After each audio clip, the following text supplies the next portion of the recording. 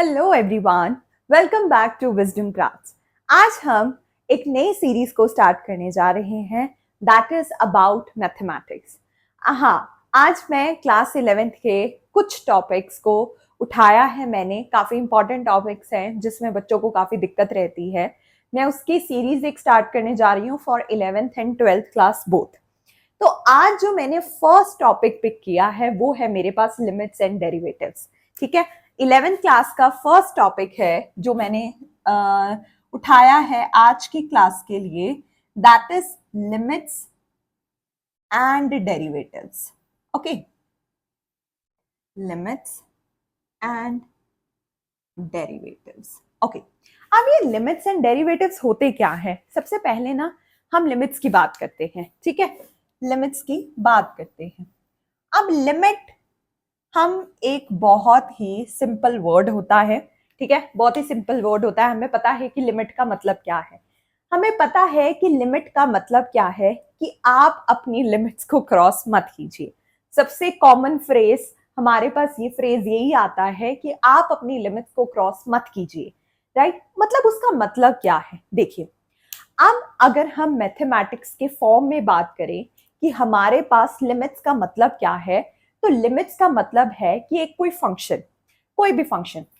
देखिए, अब आप लोगों ने फंक्शन, रिलेशन एंड फंक्शन तो पढ़े ही हैं। ठीक है, वहां पर ना जो टर्म होती है फंक्शन, अब उस फंक्शन के लिए कौन सी क्लोजर से क्लोजर वैल्यू आती है, हम उसे लिमिट का नाम देते हैं। ठीक है, चाहे वो उस वैल्यू तक पहुंच भी ना पाए, पर उस वैल्यू के कितनी क्लोज से क्लोज वैल्यू उस फंक्शन के लिए आती है, हम उसे लिमिट्स का नाम देते हैं। ठीक है, हम उसे क्या देते हैं? हम उसे लिमिट्स का नाम देते हैं। ठीक है, अब आपके पास यहाँ पर ना एक बहुत कॉमन, जब हम इस लाइक टॉपिक के लिए इंट्रोडक्शन देते हैं या कॉन्सेप्ट की क्लैरिटी करते हैं, तब हम एक बहुत सारे फंक्शंस लेते हैं, दैट इज एफ एक्स और जी एक्स। ठीक है, अब हम फिर वहीं से स्टार्ट करेंगे, F X and G X. ठीक है, देखो, मेरे पास ना दो फंक्शंस हैं। एक है मेरे पास एफ एक्स एंड दूसरा है मेरे पास जी एक्स। ठीक है, ये दोनों फंक्शंस है मेरे पास। अब देखो, अब आप पूछोगे कि ठीक है, ये तो आपने फंक्शंस लिख दिया, अब इनका फंक्शंस का करना क्या है? अब इन फंक्शंस की ना हमें कुछ प्रॉपर्टीज पढ़नी है। ठीक है, मैं आपको बता दूं कि जब हम लिमिट लिखते हैं तब हम लिमिट को कैसे लिखते हैं, लिमिट यहां। ठीक है, अब लिमिट, ओके, आप बोलोगे कि आप तो बोल रहे थे क्लोजेस्ट वैल्यू, तो हम लिखते कैसे हैं? देखिए, अगर मुझे x की वैल्यू चाहिए, ठीक है, x की वैल्यू चाहिए, तो मैं कैसे लिखूंगी? x टेंड्स टू a, ये इसकी लिमिट हुई। ठीक है, ये इसकी लिमिट हुई। ये क्लोजर वैल्यू भी हो सकती है, बहुत नियरेस्ट से नियरेस्ट भी हो सकती है, ऐसा भी हो सकता है कि ये वहां तक की वैल्यू वहां तक पहुंचे ही ना। ठीक है, तो ऐसे हम लिख देते हैं। ठीक है, ये हमारा एक तरीका है लिमिट को लिखने का। ठीक है, अब ना इसमें हम कुछ प्रॉपर्टीज पढ़ेंगे, काफी इंपॉर्टेंट प्रॉपर्टीज हैं कि जब आपको लिमिट में क्वेश्चंस आते हैं तब आप इन प्रॉपर्टीज को देके उन क्वेश्चंस में अप्लाई कैसे करोगे। राइट, आप उनको अप्लाई कैसे करोगे? आइए चलिए देखते हैं। पहली प्रॉपर्टी मैं इसे इरेज कर देती हूँ। ओके, इसे इरेज कर देती हूँ मैं। देखो, आइए चलिए पहली प्रॉपर्टी की बात करते हैं।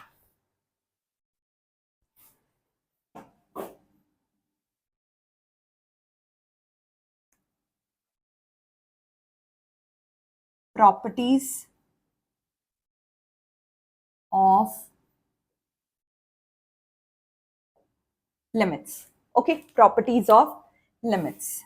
अब देखो, जब हम प्रॉपर्टीज ऑफ लिमिट्स की बात कर रहे हैं तो हमारे पास जो पहली प्रॉपर्टी है ना, वो है, देखिए, limit x tends to a bracket fx plus gx। ठीक है, अब आप देखो, ये तो आप बोलोगे कि आपने ये तो लिख दिया, ठीक है, हमें समझ में भी आ गया। अब इसका आगे, अब इसको लिखना कैसे, सॉल्व कैसे करना? कुछ नहीं करना है आपको, जैसे आप ब्रैकेट्स को सॉल्व करते हैं हमको सिंपल वैसे ही करना है। कैसे?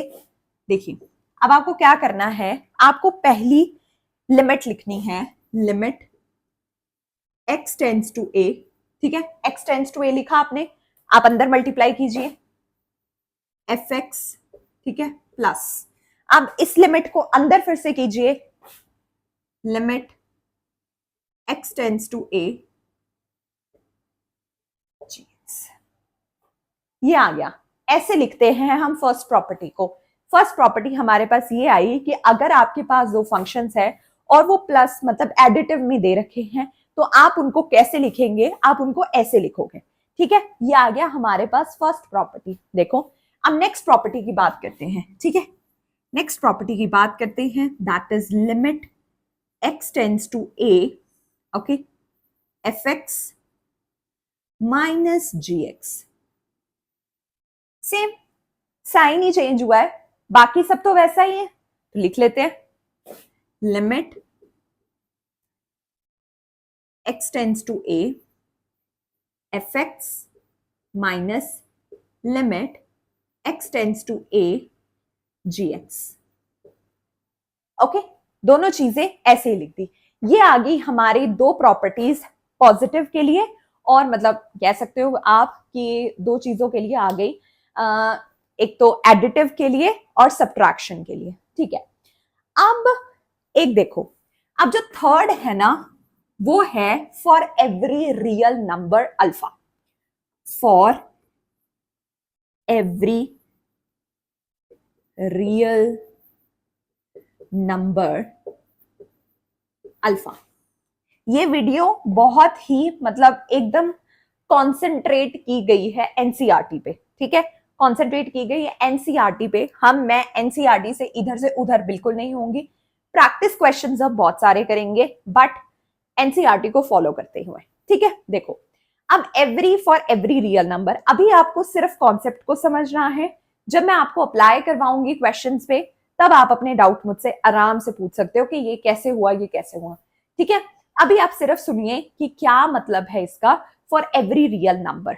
ओके, अब आप लोगों को रियल नंबर के बारे में तो पता ही है, बट अगर वो रियल नंबर अब इस लिमिट की फॉर्म में आ जाए, तो अब वो रियल नंबर लिमिट की फॉर्म में आ जाए, अब आप बोलोगे कि वो लिमिट की फॉर्म में आ कैसे रहा है, हम उसे लिखेंगे कैसे। देखो अब मेरे पास आया fourth, oh sorry this is not fourth, okay,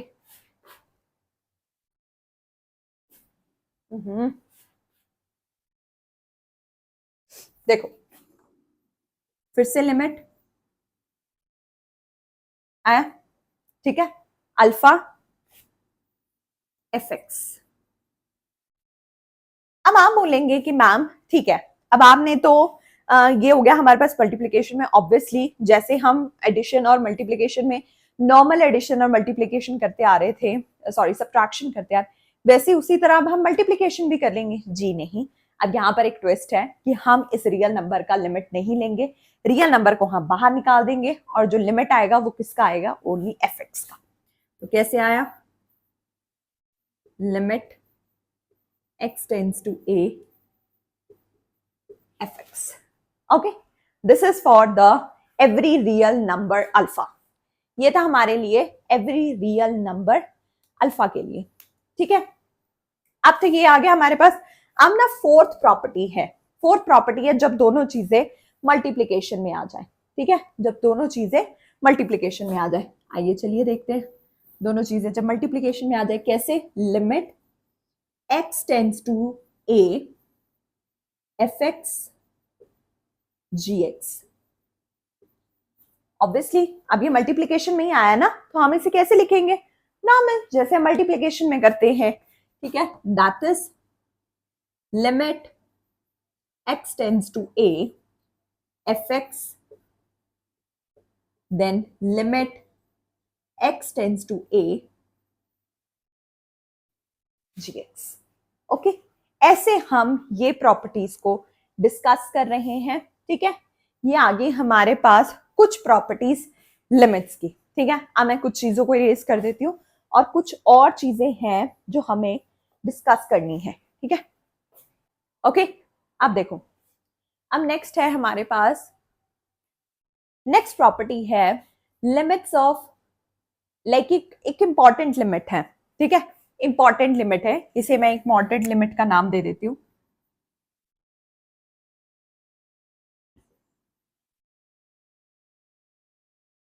पर ये इंपॉर्टेंट लिमिट है कौन सी? क्यों इसे इंपॉर्टेंट लिमिट बोला गया है? क्या रीजन है इसका इंपॉर्टेंट लिमिट का? क्यों मैं इसे इंपॉर्टेंट लिमिट बोल रही हूँ? कहाँ कहाँ यूज की जाती है ये limit? x tends to a, xn minus an divided by x minus a, that is limit x tends to a, ठीक है, x raised to power n minus a raised to power n divided by x minus a, ठीक है। ये आ गई हमारे पास limit, okay, जो हमें करनी है। अब इसका क्या मतलब है? अब देखो, अब ये तो हमने लिख दी इंपॉर्टेंट लिमिट है, बट इसका मतलब हम इसे सॉल्व जब करेंगे, मान लो हमें यहाँ पर वैल्यूज पुट करने को आ गई, तब हम यहाँ पर कौन सी वैल्यूज को पुट करेंगे? मतलब कि इज इक्वल्स टू में क्या आएगा हमारे पास? इसकी लिमिट होती है एन ए एन माइनस। ये काफी इंपॉर्टेंट लिमिट है जो हमें क्वेश्चंस में काफी हद तक देखने को मिलती है, ठीक है, काफी हद तक ये हमें देखने को मिलती है, ठीक है। ये इंपॉर्टेंट लिमिट है, आप काइंडली इसे नोट कर लीजिएगा। अब हम ना किसकी लिमिट करेंगे? Limits of some trigonometric functions, limits of trigonometric functions.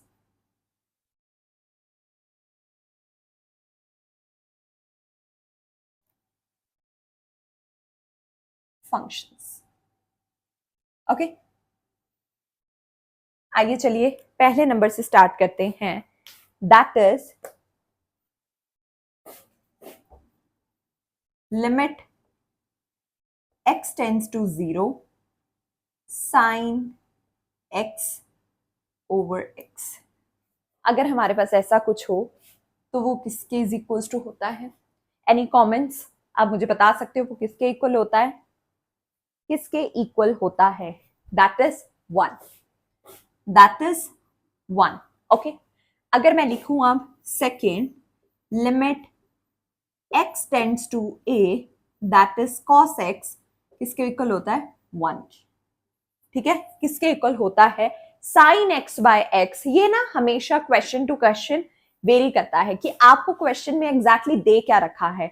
अब किसी क्वेश्चन में आपको साइन x बाय x दिया हो, वहां आपको लिमिट करनी, डायरेक्टली आप 1 लिख सकते हो, ठीक है।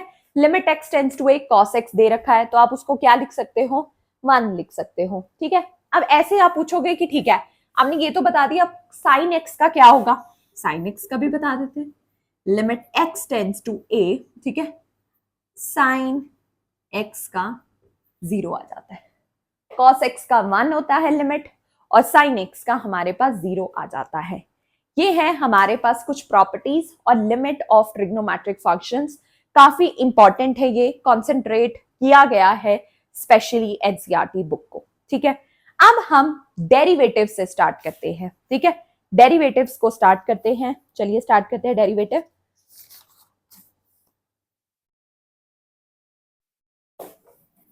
और नेक्स्ट क्लास में फिर हम क्वेश्चंस को स्टार्ट करेंगे, ठीक है। आज हम सारे रूल्स फॉर्मूलाज डिस्कस कर लेंगे, उसके बाद हम डेरिवेटिव क्वेश्चंस को स्टार्ट करेंगे।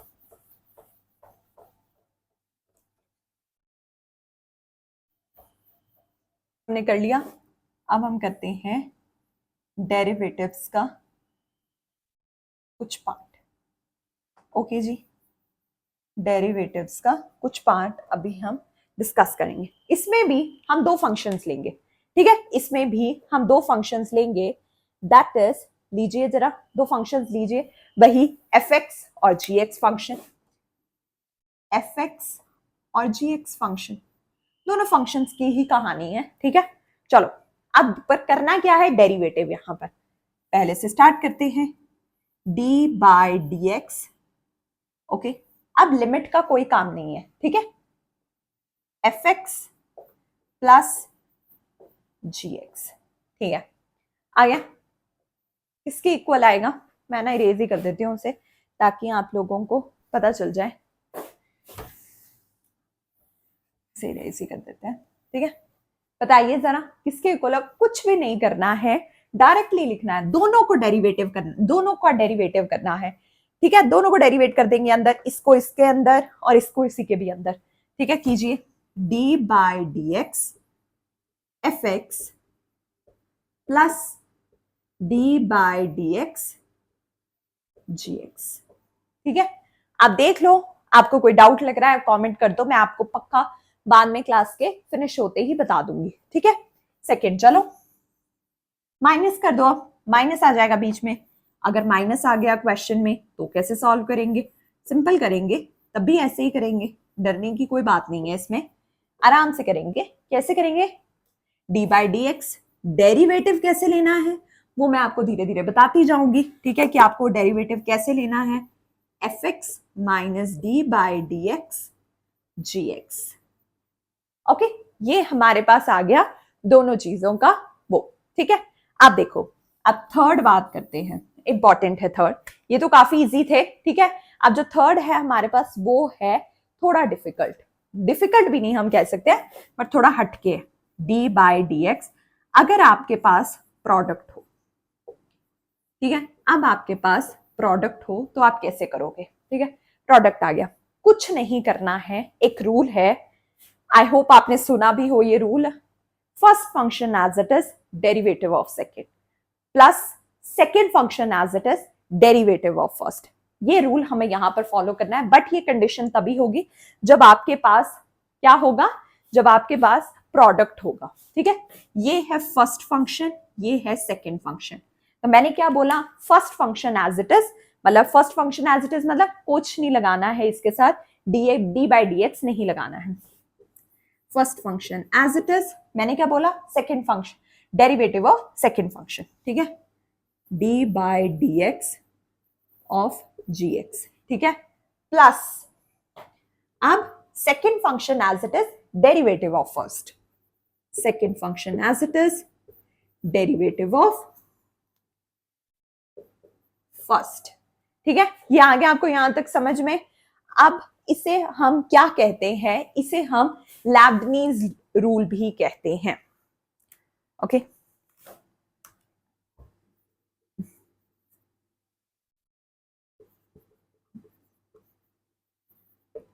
ओके, इसे हम लैब्नीज रूल भी कहते हैं, ओके। अब देखो नेक्स्ट है हमारे पास, अब आप बोलोगे कि अगर ठीक है आपने इसके लिए तो बता दिया, अब बताओ किसके लिए? अब बताइए जरा, किसके लिए बताइए? अब बताइए डिवीजन के लिए। अगर आपके पास दो फंक्शंस है और वो दोनों डिवीजन में है, तब क्या करोगे? तब बताओ जरा, बता देते हैं, बहुत सिंपल है तब भी। डी बाई डी एक्स कैसे आया? F X divided by G X. अब बताओ जरा कैसे करोगे? अब ना एक रूल है, सबसे पहला रूल ना एक याद रखिए, जो ये नीचे वाला है ना इसका स्क्वायर कर दो ऐसे डिनोमिनेटर में, सबसे पहले इसका काम खत्म करके इसको स्क्वायर कर दो। अब देखो ऊपर क्या आएगा? अब मेरे पास ये है फर्स्ट फंक्शन, ये है सेकंड फंक्शन, राइट। उसमें तो काफी इजी था, इसमें भी काफी इजी है। इसमें ना नेगेटिव साइन आता है, पहली बात बीच में नेगेटिव साइन लगा दो, बट नेगेटिव साइड के लेफ्ट साइड और राइट साइड में क्या आएगा अब वो जानने की दिक्कत है। सबसे पहले क्या करेंगे, उसमें हम क्या कर रहे थे, फर्स्ट फंक्शन को एज इट इज छोड़ रहे थे, बट यहां पर हम फर्स्ट फंक्शन को डेरिवेट करेंगे और सेकेंड फंक्शन को एज इट इज छोड़ देंगे, ठीक है। करो D by D X F X G X को एज इट इज, ठीक है। माइनस साइन हमने ऑलरेडी लगा दिया है। अब उसके बाद हम क्या करेंगे, अब फर्स्ट फंक्शन को एज इट इज छोड़ेंगे और सेकेंड फंक्शन का डेरिवेटिव करेंगे। एफ एक्स को एज इट इज छोड़ेंगे, D by D X G X का डेरिवेटिव करेंगे, ठीक है, और सेकेंड फंक्शन का यहां पर स्क्वायर कर देंगे, ठीक है।